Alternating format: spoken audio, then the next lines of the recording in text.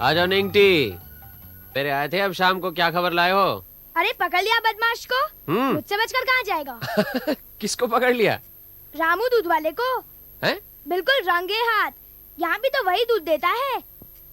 हाँ, सवेरे की चाय भी कुछ फीकी फीकी लग रही थी। हाँ? फीकी फीकी तो लगेगी ही। सब लोग दूध में पानी मिलाकर बेचते हैं, ये साला पानी में दूध मिलाकर बेचता है। हमारे घर के पास एक ऊंचा पेड़ है, मैं वहाँ चढ़ गया और आपके ही दूरबीन से उसके घर को ताकता रहा। उसने एक घड़ा पानी भरा और फिर अपने झोपड़ी के बाहर उसमें 2 लूटा दूध डाला।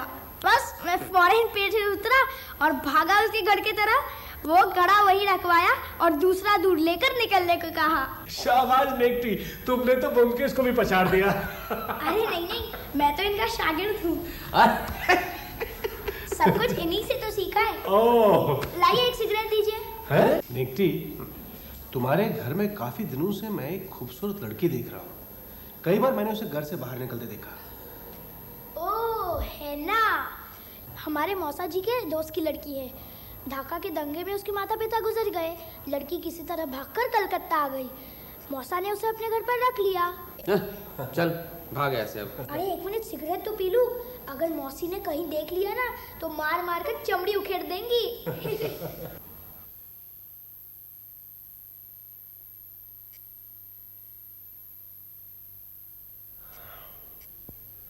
क्यों, सुबह का अखबार शाम को क्यों पढ़ रहे हो? सुबह पढ़ नहीं पाया था। वैसे भी आजकल अखबार पढ़ने में कुछ मजा नहीं आता। क्यों, क्या हुआ?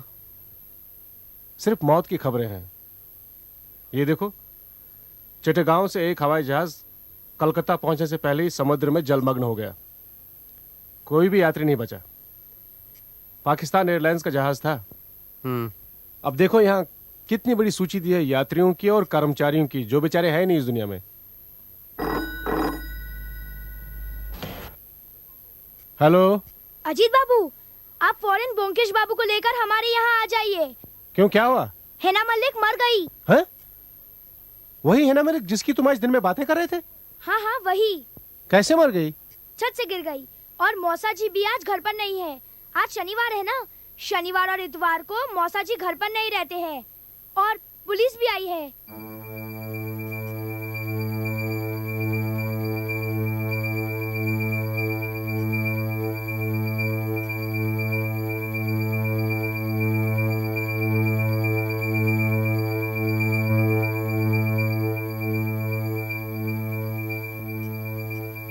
अरे तुम यहाँ? लेकिन तुम यहाँ क्या कर रहे हो? बस अभी अभी आया, निंगटी ने बुलाया था। अच्छा, परिवार के लोगों को जानते हो? जी नहीं। अच्छा, मैं परिचय करा देता हूँ। आप है रवि वर्मा, संतोष समद्दार के सेक्रेटरी, यहीं पे रहते हैं। आप है चमेली दीदी, संतोष समद्दार की पत्नी। फिर है संतोष समद्दार के जुड़वा लड़के उदय और जुगल। और ये है नेंगटी और चिंगड़ी, यहीं पे काम करते हैं। आपको क्या लगता है, मौत महज दुर्घटना है या और कुछ? अब तक जो प्रमाण मिले उससे तो दुर्घटना ही लगती है। डॉक्टर का कहना है कि ऊपर से गिरने की वजह से गर्दन की हड्डी टूट गई, मृत्यु उसी कारण हुई है। इन सब के बयान ले लिए? हाँ, सिवाय घर के मालिक संतोष समद्दार के। सुना है कि सप्ताह के अंतिम दिन, मतलब शनिवार और रविवार, वो यहाँ नहीं रहते। और आज तो शनिवार है। अच्छा, इनके जो बयान है उनकी कॉपी मुझे मिलेगी? हाँ हाँ, पर कल शाम को। ठीक है। अरे छोड़ छोड़, तूने हीना को मारा है कमीने, तूने? मैंने तूने मारा है लोगों को, तूने मारा है लोगों को। अरे हीना को किसी ने नहीं मारा, क्या बलिया मारती है? चुप रहिए, खुद छत से गिरकर मर गई। तू जा अपने कमरे में जा। चिकन भैया, मैं बात करती हूँ। अरे यहाँ तो झमेला मत कीजिए, जाइए अपने कमरे में जाइए। ए, झगड़ा बंद करो। अभी आपने किस बिना पर जुगल पर आरोप लगाया?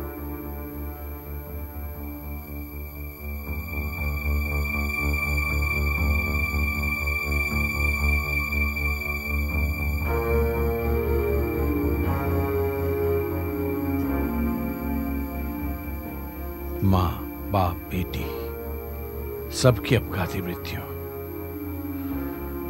विधि का विधान भी अजीब है।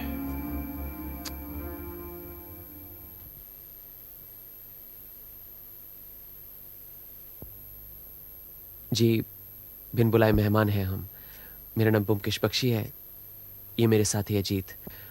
आप हमें नहीं पहचानते, नेंगटी ने हमें यहाँ बुलाया है। ना पहचानने पर भी आपका नाम मैंने सुना है। अच्छा किया जो ब्योमकेश बाबू को बुला लिया। मुसीबत में दोस्त ही काम आते हैं। नेंगटी आपका दोस्त है शायद? हाँ जी, दोस्ती कह सकते हैं।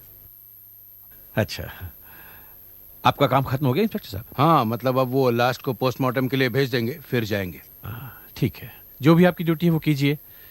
मुझे तो इसमें कुछ कहना नहीं है। अच्छा, आपको अगर इतराज ना हो तो एक दो सवाल आपसे पूछने हैं। हाँ हाँ, इसमें एतराज कैसा है?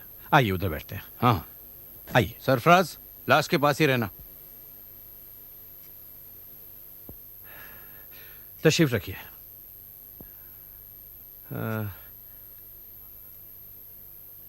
आप लोग शायद हिना के बारे में पूछताछ करने आए हैं। अफसोस है मैं इस बारे में ज्यादा कुछ जानता नहीं। मैंने उसे आश्रय जरूर दिया था, लेकिन उससे ज्यादा जानने का अवसर नहीं मिला मुझे। एक तो मैं वैसे भी घर पे कम रहता हूं, और फिर ये लड़की हिना, ये भी कुछ ज्यादा मिलनसार नहीं थी। अच्छा, हिना के पिता का नाम क्या है? कमल बाबू। क्या वो आपके दोस्त थे? हाँ, मैं करीब 15 साल से उन्हें जानता था। अपने धंधे के सिलसिले में मुझे अक्सर पूरे देश का दौरा करना पड़ता था। आज भी करना पड़ता है। उसी सिलसिले में एक बार उनसे ढाका में मुलाकात हो गई थी, और धीरे धीरे रिश्ता बढ़ गई। इसका मतलब है आपने हिना मलिक को कलकत्ता आने से पहले भी देखा था? जी हाँ, कई बार। जब वो 3-4 साल की थी तभी से देख रहा हूं। अच्छा, हिना को यहाँ आश्रय देने के बाद घर में अशांति हुई थी? जी हाँ, मेरी पत्नी को ये बात ज्यादा पसंद नहीं थी। वो छुआछूत वाली औरत है, परदेश से आई हुई लड़की से परहेज करती थी। हिना रोज शाम को छत पर अकेली घुमा करती थी, क्या आपको ये मालूम है? ये बात मुझे आज ही पता चली। किससे पता चला? जिसने मुझे फोन पर खबर दी उसने। किसने खबर दी? अरे, इस बात पर तो मैंने ध्यान ही नहीं दिया। मैं जहां था वहां का पता भी किसी को मालूम नहीं था। जिसने टेलीफोन किया उसकी आवाज तो आप पहचानते होंगे। इस दुर्घटना को सुनने के बाद और किसी तरफ ध्यान ही नहीं गया। तो जब टेलीफोन आया तो आप कहां थे? इस बात को जानना क्या बहुत जरूरी है? माफ कीजिए संतोष बाबू, लेकिन हिना की मृत्यु किस वजह से हुई है यह अभी हम निश्चित रूप से जान नहीं गए हैं। हो सकता है कि हिना अचानक छत से नीचे गिर गई हो, और यह भी हो सकता है कि उसको किसी ने छत से नीचे धकेल दिया हो। दोनों बातों की संभावना है, इसलिए हमें हर बात की जानकारी चाहिए। हाँ।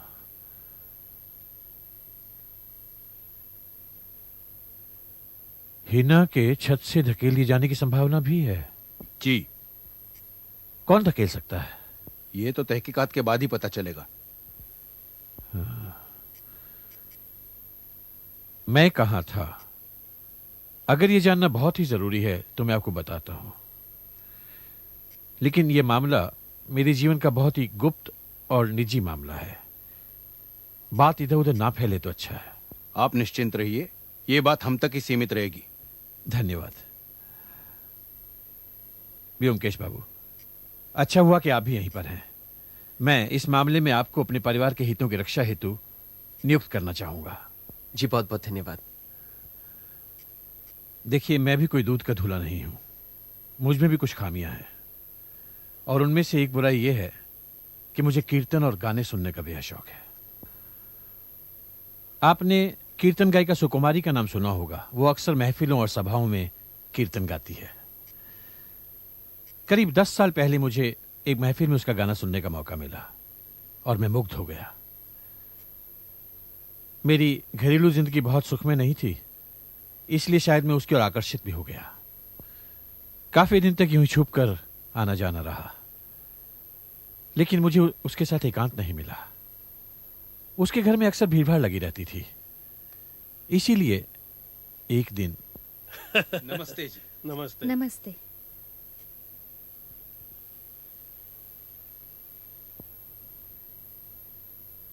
क्या बात है संतोष बाबू, आज घर जाने का इरादा नहीं है? सोच रहा हूं लोगों की नजरें बचाकर कब तक तुमसे यूं ही छुप छुप के मिलता रहूंगा।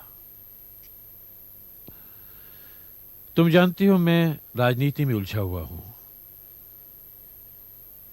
क्रांतिकारियों को पैसा भी दिया है, आजादी की लड़ाई में जेल भी गया हूं, पुलिस की लाठियां भी खाई हैं। इन्हीं सब कारणों से जितने मेरे मित्र हैं उतने ही शत्रु भी हैं।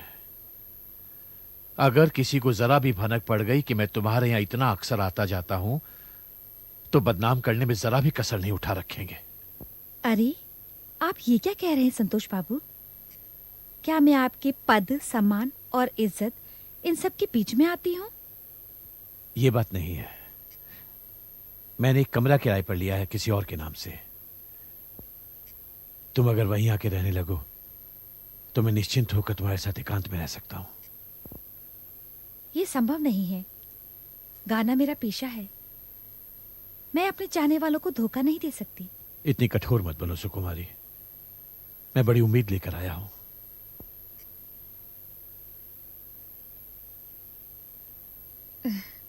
फिर एक काम करते हैं, मैं यहीं रहूंगी, यहीं से अपना काम करूंगी। सप्ताह में 2 दिन, शनिवार और रविवार, मैं आपके उस मकान में चली जाऊंगी। चलो ठीक है, यही सही। पिछले 10 साल से यही सिलसिला चला आ रहा है। मैं हर शनिवार को ऑफिस का काम खत्म करके सीधा उसी मकान पर पहुंच जाता हूं और फिर सोमवार को सीधा वहीं से ऑफिस चला आता हूं। आज भी दोपहर बाद 3:30 बजे मैं वहां पहुंचा था और रात 8 बजे हिना की मौत की खबर सुनकर सीधा यहां चला आया। अच्छा, 1-2 सवाल और फिर हम यहाँ से चले जाएंगे। जी हाँ, पूछिए।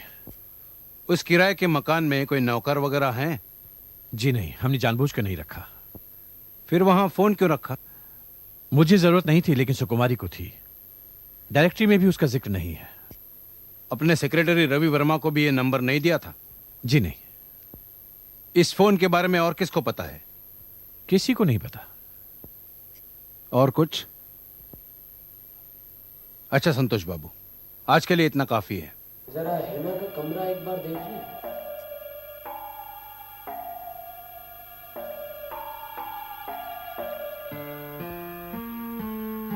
जब आप यहाँ आए तो क्या दरवाजा खुला हुआ था? नहीं, दरवाजे पर ताला लगा हुआ था और लाश के हाथ में एक हैंडबैग मिला और एक चाबियों का रिंग मिला। ये है।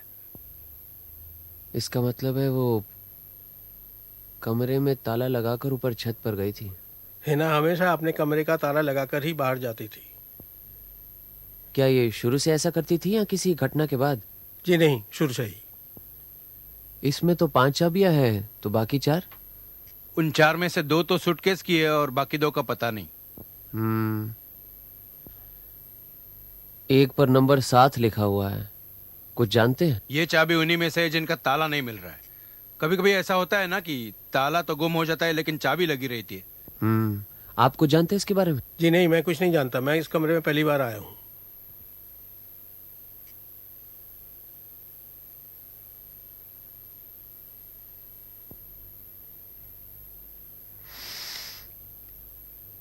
गुलाब तो ताजा है। यहाँ क्या बाहर बगीचे में गुलाब भी हैं? जी हाँ। जरूर किसी ने बाहर से फेंका लगता है। कौन हो सकता है? जी मुझे नहीं मालूम।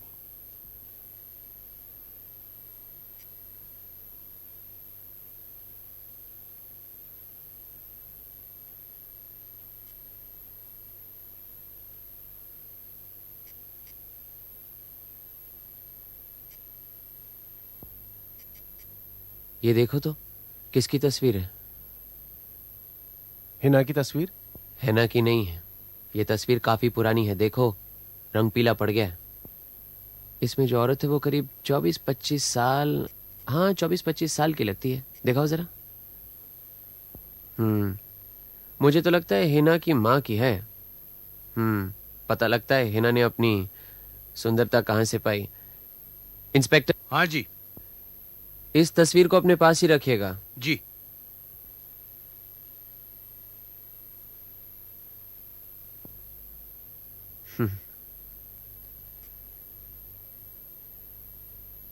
इंस्पेक्टर, ये जो 2 संदूक यहाँ पर पड़े हुए हैं, इनको आपने अच्छी तरह देखा है? हाँ देख ले, इसमें सिर्फ महिलाओं के कपड़े हैं बस। चलिए छत पर चलते हैं। हाँ आइए। आपको आने की जरूरत नहीं, हम खुद ही जाकर देख लेंगे रवि जी। लेकिन ब्योमकेश जी अभी रात को कुछ नजर नहीं आएगा, कल सुबह सुबह देख लेते हैं। आइए। ये दरवाजा तो दोनों तरफ से बंद किया जा सकता है, कुंडिया दोनों तरफ है। जब आप ऊपर आए तो क्या ये दरवाजा बंद था या खुला? नहीं, खुला था।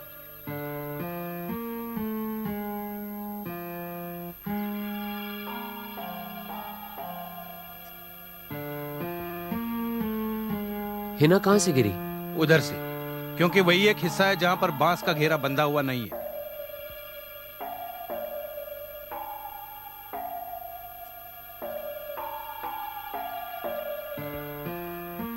इसका मतलब है कि हिना यहाँ से छत पर आती है, चप्पल उतारती है, चटाई पर बैठती है, फिर करीब 10-15 फुट तक वहां तक जाती है और नीचे झांकती है। ये जो इस तरफ की ये जो सारी मुंडेर है ना, इसकी ऊंचाई लगभग 4 फीट तो होगी। है ना? की ऊंचाई क्या थी? करीब करीब 5 फुट 3 इंच। फिर भी गिरना असंभव नहीं है।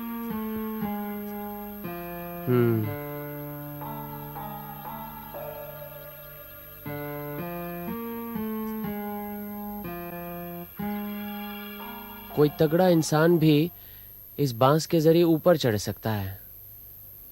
हाँ निंगटी, आओ। बोंकिश बाबू। अरे तू कहां से सुबह सुबह आ गया? सब ठीक है? बिल्कुल नहीं, कल रात हमारे घर में एक और घटना हुई। अच्छा, क्या हुआ? सिगरेट। सिगरेट तेरे। ये ले, अब पीना मत। हाँ बोल। कल रात किसी ने हिना के कमरे को आग लगाकर जला दिया है। क्या? पूरा घर जल गया? नहीं, सिर्फ हिना का कमरा। पलंग, बिस्तर, किताबें, टेबल, कुर्सियां सब जलकर राख हो गई। तुम ये बताओ कि जब हिना छत से गिरी तब तुम कहाँ थे? जब मैं घर से निकला तब हिना अपने कमरे में बैठी स्वेटर बुन रही थी। 1 घंटे बाद जब लौटा तो घर में कोहरा मचा हुआ था। हिना छत से गिरकर मर गई। लाश को सबसे पहले किसने देखा? रवि बाबू ने। तुम जब बाहर गए घर से तो हॉल में कौन था? उदय बाबू थे। और जब तुम वापस आए तो सभी घर में थे? सभी घर में थे, सिर्फ मौसा जी नहीं थे। अच्छा, हिना की कोई चिट्ठी वगैरह आती थी घर में? डाकिया से चिट्ठियां तो मैं ही लेता हूँ, मगर आज तक हिना की कोई चिट्ठी नहीं आई। बाहर उसके साथ किसी के संबंध थे, जानते हो? हाँ, हिना के आने के 10-12 दिन बाद ही की बात है। एक दिन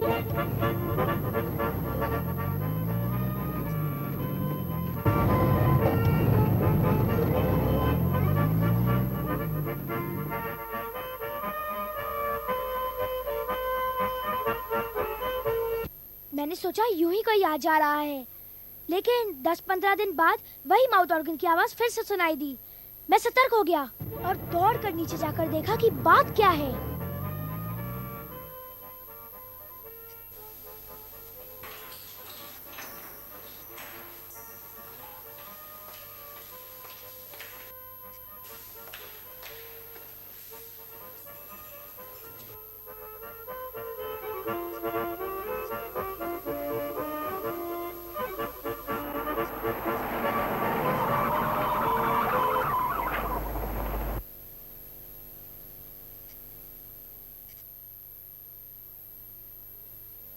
मैंने देखा कि कोई आदमी है जो माउथ ऑर्गन से हिना को इशारा करता है और हिना उससे मिलने चली जाती है। कब लौटती है? करीबन 1 घंटे बाद। अच्छा, तो कहाँ जाती थी सुबह, मालूम है? क्या मालूम, मैंने कभी दूसरी टैक्सी लेकर उनका पीछा नहीं किया। इतने पैसे कहाँ है मेरे पास। अच्छा, आखिरी बार कब गई थी? करीब 10-12 दिन पहले। अच्छा चलो, अब तुम जाओ, घर जाओ, चलो। एक और मिलेगी? अरे भाग अब, चल। ये माउथ ऑर्गन का मामला केस को और ही उलझा रहा है। लेकिन एक बात साफ है कि हिना इस शहर में अकेली नहीं थी, और दूसरी बात, उसकी मौत महज दुर्घटना नहीं है, बल्कि उसकी हत्या हुई है। अब सवाल यह उठता है कि ये जलमग्न मैनाक कौन है? वही जिसने हिना के कमरे में आग लगाई है। हो सकता है और नहीं भी। उसकी हत्या हुई है, उसकी वजह हम नहीं जानते, लेकिन जिसने भी उसके कमरे में आग लगाई है उसका उद्देश्य मैं समझ गया हूं। जरूर उस कमरे में कोई ऐसी चीज थी जिसे वो बर्बाद करना चाहता था। तुम्हें भी तो उसके कमरे में एक गुलाबी रंग का कागज का टुकड़ा मिला था, उस पे क्या लिखा था?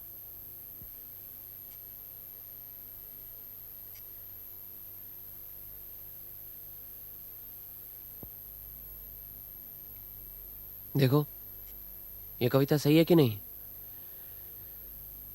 तीर की तरह चुभ गई है मन में तुम्हारी मद भरी हंसी की एक झलक, बिन कारण दे सकती है सजा तुम्हारे रसीले होंठों की ललक। कैसी है? ठीक ही है, पुराने किस्म की कविता लगती है। लेखक कौन है? अरे उस घर में एक ही तो कवि है, जुगल। आइए इंस्पेक्टर। हेलो अजीत। ओह, अच्छा हुआ तुम घर पर ही हो। ये सबों के बयानातों की कॉपी है, पर तुम्हारे किसी काम की नहीं है। आपको आग की खबर मिली? हाँ, लेकिन वो भी एक दुर्घटना है। किसी ने जानबूझकर आग लगाई हो इसका कोई प्रमाण नहीं। इसका मतलब संतोष बाबू ने जो मुझे काम सौंपा है उसकी तो छुट्टी है। उनके परिवार के हितों की रक्षा की जरूरत ही नहीं। हाँ, उनसे कह देना कि पुलिस को उनके परिवार पर कोई शक नहीं। वैसे आग लगने की खबर मिलने पर मैं संतोष समझदार के घर गया था। मैंने उन्हें वो तस्वीर भी दिखाई। उन्होंने कहा कि ये तस्वीर हिना की माँ की ही है। अच्छा। पोस्टमार्टम की जो रिपोर्ट है वो क्या कहती है? रीढ़ की हड्डी टूटकर भीतर धंस गई थी और अचानक मौत की यही वजह थी। मौत 5:30 से 6 बजे के बीच हुई है। अच्छा, मैं चलता हूँ, ये रिपोर्ट देने ही आया था। अच्छा, आइए।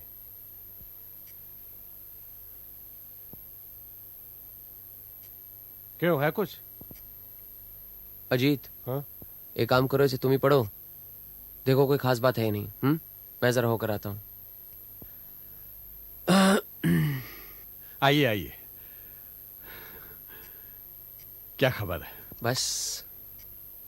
आज आपके साथी नहीं आए? नहीं, उसे आपके यहाँ भेजा है किसी काम से। अच्छा अच्छा। आपने शायद सुना होगा कि पुलिस को तो पूरा यकीन है कि हिना की मौत सिर्फ एक दुर्घटना ही थी। चलो अच्छा हुआ, इस बात से मन बहुत परेशान था। आइए।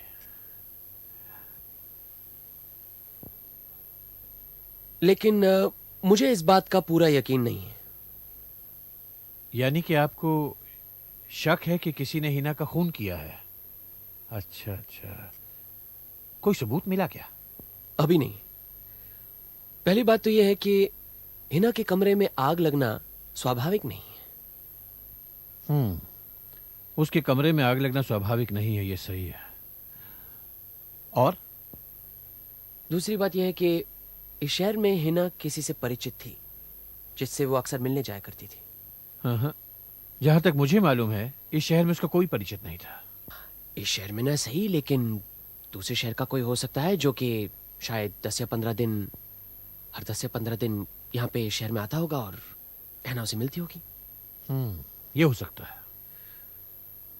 तो अब आप क्या करना चाहते हैं? अगर आपकी इजाजत हो तो आपके परिवार से बातचीत करना चाहता हूँ। देखिए ब्योमकेश बाबू, आपको हमने अपने परिवार के हितों की रक्षा के लिए नियुक्त किया था। मैं समझता हूं कि जब पुलिस ने इसे दुर्घटना मान लिया है तो आपकी जिम्मेदारी वैसे ही खत्म हो जाती है। अलबत्ता आपकी फीस आपको जरूर मिलेगी।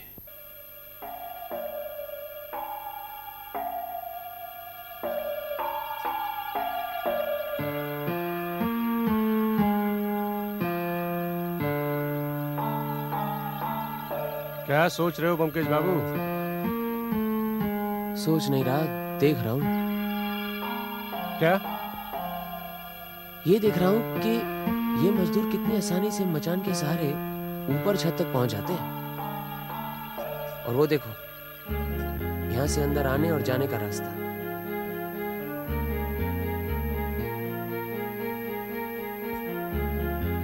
मतलब ये कि कोई भी आदमी इस रास्ते से आकर इस मचान के सहारे छत के ऊपर जा सकता है और फिर आराम से वहीं से उतरकर यहाँ से बाहर जा सकता है, किसी को पता भी नहीं चलेगा। शाबाश, बड़े समझदार हो गए हो। चलो अंदर चलो। क्या है ये? कुछ नहीं है ना, पढ़ने देना। आइए। तुम क्या कविता भी लिखते हो? कभी कभी यूं ही लिख लिया करता हूँ। अच्छा, ये तुमने लिखी थी? जी। इसका मतलब है कि तुम हैना से प्यार करते थे? प्यार? क्या पता, पर जब तक हिना जिंदा थी एक अजीब सा नशा चढ़ा रहता था, पर अब वो नशा धीरे धीरे उतर गया। अच्छा, हैना के कमरे में तुमने एक गुलाब फेंका था? जी हाँ। उस समय क्या हैना उस कमरे में थी? नहीं। अच्छा, उस रात को उदय ने तुम पे एक आरोप लगाया था कि तुमने हैना को मार डाला। उसने ये आरोप किस आधार पे लगाया था? जलन, ईर्ष्या। इसका मतलब है कि उदय भी हिना से प्यार करता था? जी हाँ। और आप दोनों में से वो किसे ज्यादा चाहती थी? लगता है किसी को भी नहीं। उदय, अब और क्या जानना बाकी रह गया है? तुमने हैना को उनका गोला दिया था स्वेटर बुनने के लिए? हाँ, दिया था। इससे क्या प्रमाण करना चाहते हैं? यही कि तुम्हारी उसके साथ अच्छी जान पहचान थी। उस दिन जब हैना छत पर गई, तुम भी उसके पीछे पीछे गए? नहीं। और वहां तुम दोनों के बीच झगड़ा हुआ, तो फिर तुमने उसको छत से नीचे धकेल दिया? नहीं, ये झूठ है। तो फिर सच क्या है? मैं हिना के पीछे पीछे गया जरूर था, पर मेरे वहां पहुंचने से पहले ही हिना ने छत का दरवाजा बंद कर दिया था। मैं हिना से प्यार करता था, हिना भी मुझसे प्यार करती थी। हैना किसी से प्यार करती थी या नहीं, तुमसे नहीं करती थी। हैना तुम्हें अपनी उंगलियों पर नचा रही थी।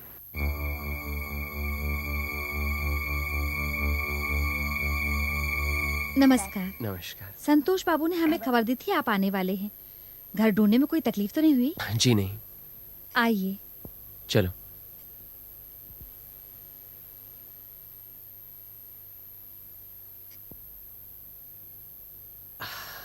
आपका ज्यादा वक्त नहीं लेंगे, बस 2-4 सवाल करने हैं। आप हिना को तो जानती थी ना? जी हाँ, संतोष बाबू ने एक अनाथ लड़की को आश्रय दिया था। देखिए, संतोष बाबू के साथ आपके पुराने संबंध हैं, ये बात हम जानते हैं, इसलिए आप बिना संकोच के हमसे बात कर सकती हैं। उस शनिवार वाली घटना के बारे में जरा हमें विस्तार से बताएंगी? मुझे कोई संकोच नहीं, मुझे ठीक से याद है। मैं शनिवार दोपहर को मकान पहुंच गई थी। संतोष बाबू करीब 3:30 बजे वहां पहुंचे। नहा धोकर 6 बजे उन्होंने नाश्ता किया, फिर गाना सुनने बैठ गए। गाना चल ही रहा था कि 8 बजे फोन बज उठा। फोन संतोष बाबू ने ही उठाया। फोन रखकर कहने लगे कि मुझे तुरंत घर जाना होगा, हेना छत से गिरकर मर गई है, और फौरन चले गए। किसने टेलीफोन किया था? ये मुझे नहीं मालूम। हाँ, नेंगटी क्या हमेशा फोन के पास बैठा रहता है? अच्छा, एक बात बता, वो माउथ ऑर्गन बजाने वाला वापस टैक्सी में फिर आया कि नहीं? अच्छा, हाँ बस ठीक है। कह रहा है कि हिना की मौत के बाद वो वापस आया ही नहीं। क्या वजह हो सकती है? भाई, कई वजह हो सकती है। या तो उसे हिना की मौत की खबर मिल गई होगी, या तो बीमार पड़ गया होगा। अजी, हाँ? जिस दिन हिना की मौत हुई, वो दिन तुम्हें याद है? अरे याद क्यों नहीं होगा, परसों की तो बात है। तुम्हें याद है उस दिन तुम अखबार पढ़ रहे थे शाम को? उसमें लिखा था कि वो जो विमान है कलकत्ते की उड़ान पर था, और कलकत्ता पहुंचने से पहले ही वो समुद्र में गिर गया था। वो पेपर कहाँ है? यहीं कहीं होगा। हाँ, देखो देखो, पेपर लाओ।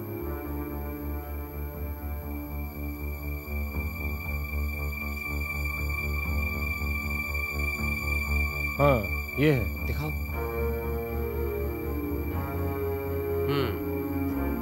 अब पहला कदम ये है कि इन चारों पर कौन, संतोष समादार, रवि वर्मा, जुगल और उदय, इन चारों पर निगरानी रखनी है। जिम्मेदारी तुम्हारी है। रोज शाम के 5 बजे रवि वर्मा दफ्तर से निकलकर सीधा घर चला जाता था, लेकिन आज वो 4 बजे ही निकला और सीधा बहू बाजार गया। मैं उसके पीछे पीछे हो लिया। बहू बाजार में एक छोटा सा होटल है, शहनाज होटल। नीचे रेस्टोरेंट है और ऊपर रहने की जगह है। वहां पर ईस्ट बंगाल और पाकिस्तान से लोग आते जाते रहते हैं। रवि वर्मा सीधा ऊपर चला गया और मैं चुपके से उसके पीछे हो लिया। उसने एक कमरे का ताला खोलने के लिए चाबियों का गुच्छा निकाला और ताला खोलने की कोशिश की, लेकिन कोई चाबी लगी नहीं। झुंझलाकर वहां से निकल गया। उसके बाद मैं उस कमरे तक गया, देखा ताला लगा हुआ था और उस कमरे का नंबर था 7।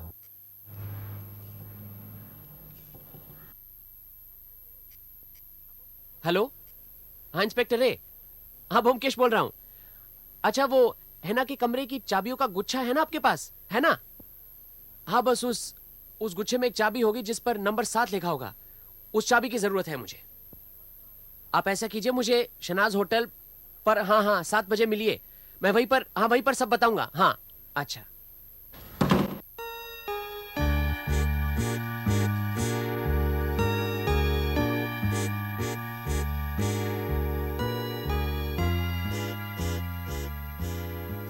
क्या हाल है कमरे नंबर 7 का? हाल तो ठीक है, और कोई नहीं है। यहीं पर है ना? हाँ, वो रहा। रिहा पे काम कीजिए, उस मैनेजर को बातों में उलझाइए। हम दोनों तब तक अपना काम करके आते हैं। ठीक है? मैनेजर इस तरफ है।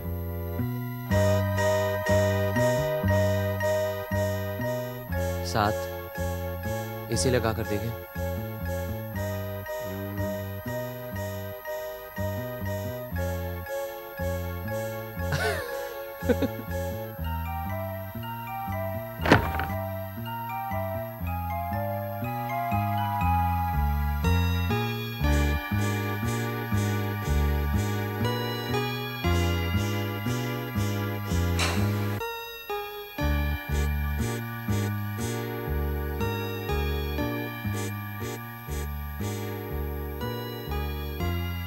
ये दूसरी चाबी मुझे लगता है अलमारी की होगी। हाँ, देखो।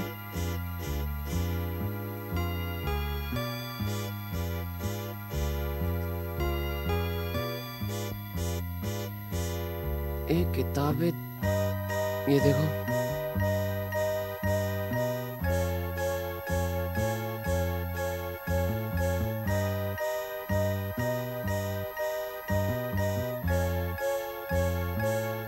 रुबाइयाँ उमर खयाम।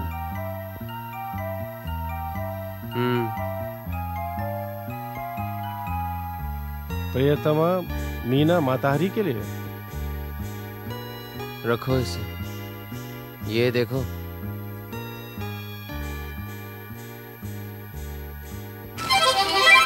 क्या कर रहे हो? मैनेजर साहब, आपसे कुछ पूछना है। हाँ, पूछिए। ये कमरे नंबर 7 में कौन रहता है? कमरा नंबर 7? ढाका से एक आदमी आता है, हर महीने कमरे का किराया दे जाता है, पर रहता है 3-4 दिन। उसके साथ और भी कोई आता था? आता था नहीं, आती थी। अच्छा। परी, एक खूबसूरत परी। अच्छा। तो इस आदमी का नाम क्या है? 1 मिनट, जरा मैं रजिस्टर देख के बताता हूँ। उमर शिराजी, ढाका, पाकिस्तान।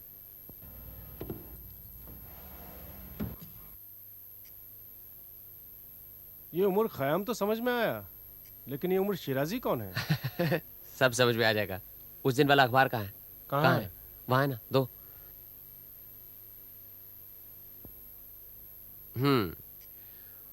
वो जो पाकिस्तान एयरलाइंस का विमान है ना, जो दुर्घटनाग्रस्त हो गया था, हाँ, उसमें मृतकों की सूची में तुम्हें वो नाम मिलेगा। कहाँ है? देखो, ये देखो, नेविगेटर उमर शिराजी। हाँ, पाकिस्तान एयरलाइंस का कर्मचारी था वो। ये वही शख्स है जो माउथ ऑर्गन बजाकर हिना को इशारा करता था। अचानक संतोष बाबू, हिना मालिक को छत से इतनी बेरहमी से किसने नीचे फेंका, इसका मुझे पता चल गया। किसने फेंका? आपने, संतोष समझदार ने। साबित कर सकते हो? अभी नहीं, लेकिन खून करने का आपका क्या मकसद था, यह साबित कर सकता हूं। ये बात है। मैं आप पर मानहानि का मुकदमा दायर करके आपको जेल भिजवा सकता हूं, यह मालूम है आपको? मेरे खिलाफ मुकदमा दायर करने का आप में साहस नहीं है।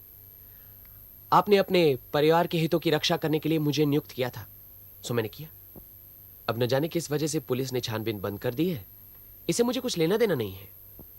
सत्य को जानना सबका कर्तव्य है, सो मैंने कर्तव्य का पालन किया है। किस सच की बात कर रहे हैं आप? कौन सा सच जान लिया आपने?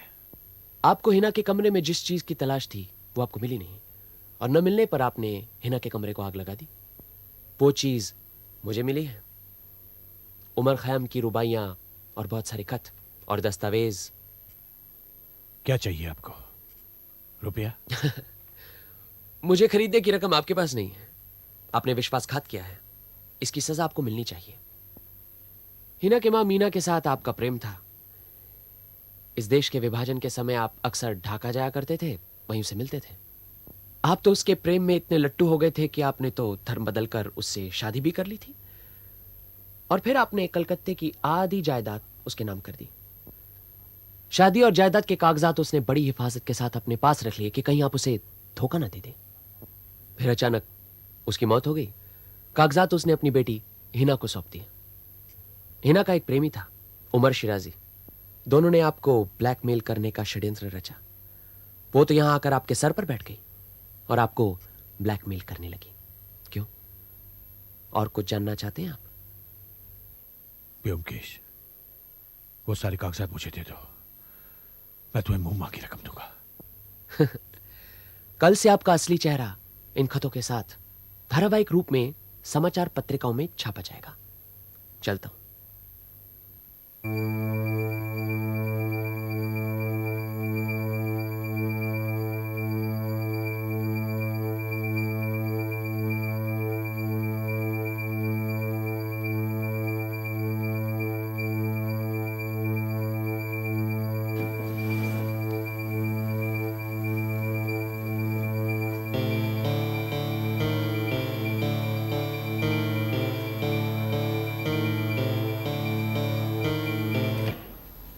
हेलो।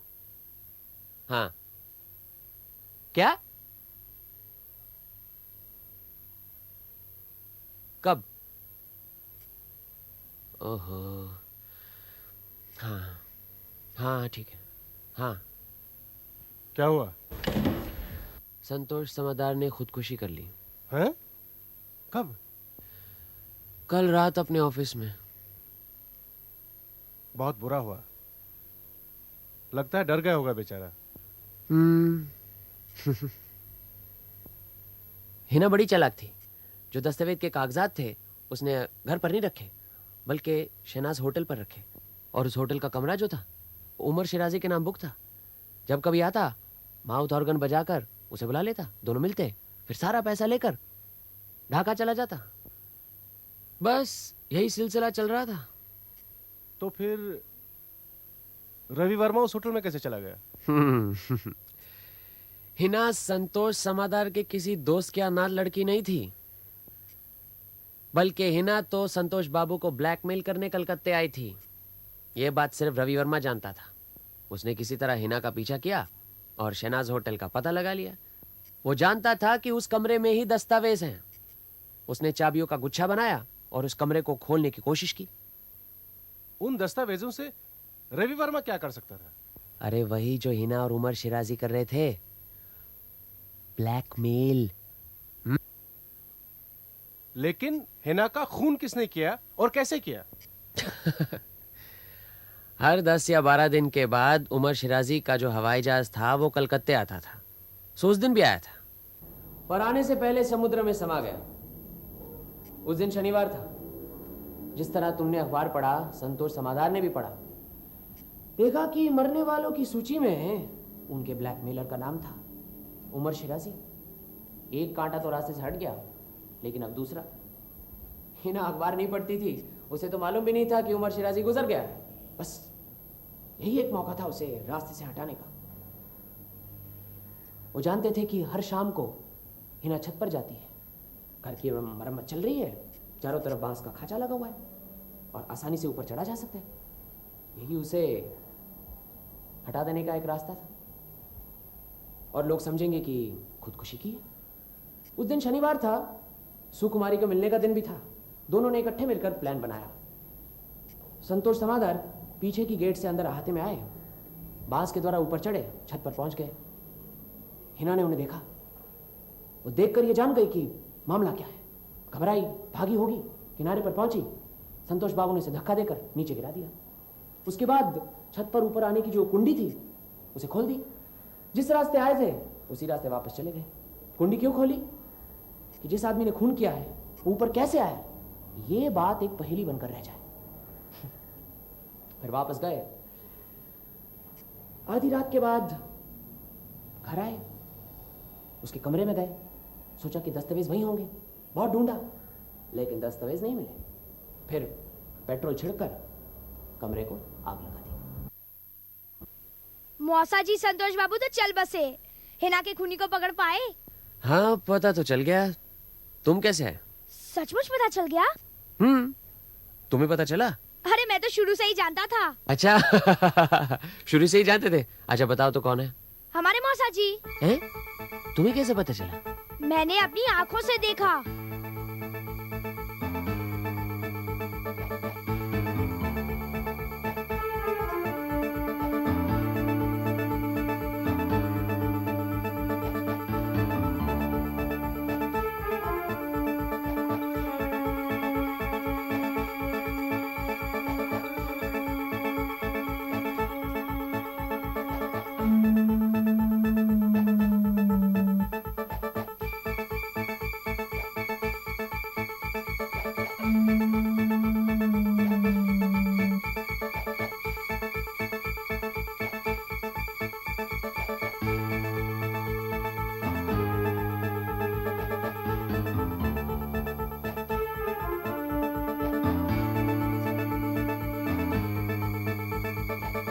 तुम जानते थे तो फिर बताया क्यों नहीं? कैसे बताता?